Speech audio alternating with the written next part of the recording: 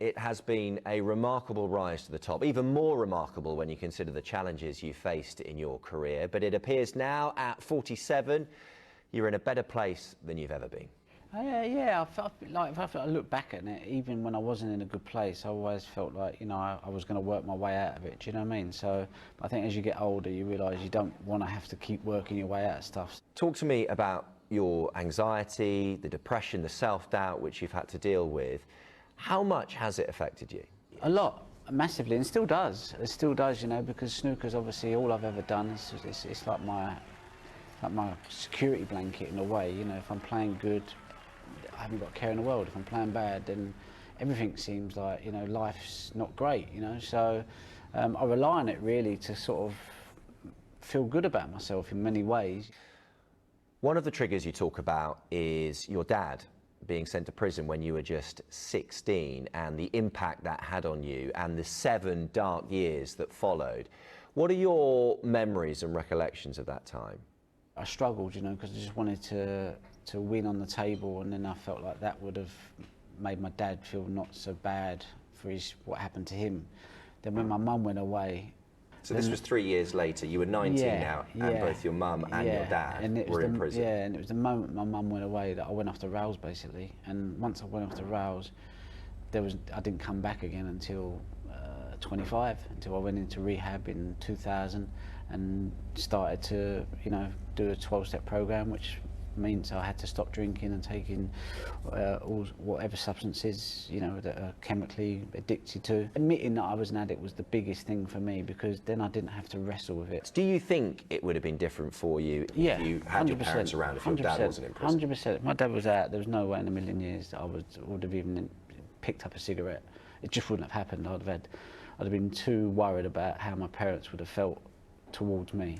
One of the interesting things, in some ways, it's a self-help book. And one of the things you do when preparing for a tournament or practicing, you keep a diary, and you'll have a smiley face emoji if it's been a good day, a sad face emoji if it hasn't been a great day.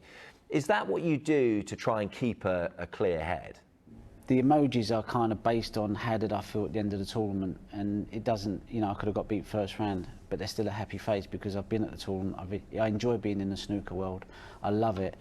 But I've been in the snooker world and I've not wanted to come out of my room, I've not wanted to mingle, I've not wanted to, you know, and that is not a nice place to be. So for me to be able to just walk around the venue, be friendly with everyone, enjoy my time now, have a laugh with Jimmy Wyatt, you know, have my mate there, have my runs in the morning, I'm like, that is a blinding. Talk to me about your running, because I know even at every tournament, even on the day of a big final, you will go out running in the morning, and whether you're at Llandudno or Belfast or at Sheffield, you've got a whole group of runners that you would go out running with.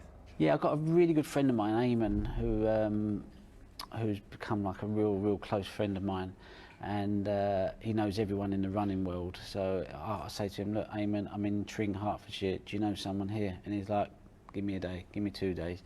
Right, here's the number, you call him, and I'll call him, boom, meet up, and then that's it, Tring sorted.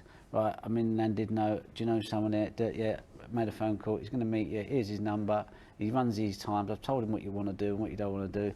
And so basically I've just created all this friends around the country, everywhere I go. So when I go to a tournament, I'm not going to the tournament thinking, I want to win the tournament. I'm going there thinking, I'm going to see Martin in Llandudno, I'm going to see John in Wales, or I'm going to see Jamie and the 2 Adams in Tring, or I'm going to see Eamon when I go to Belfast. And so the whole thing that I look forward to is just seeing my running mates when I go to tournaments. And it works really well for me.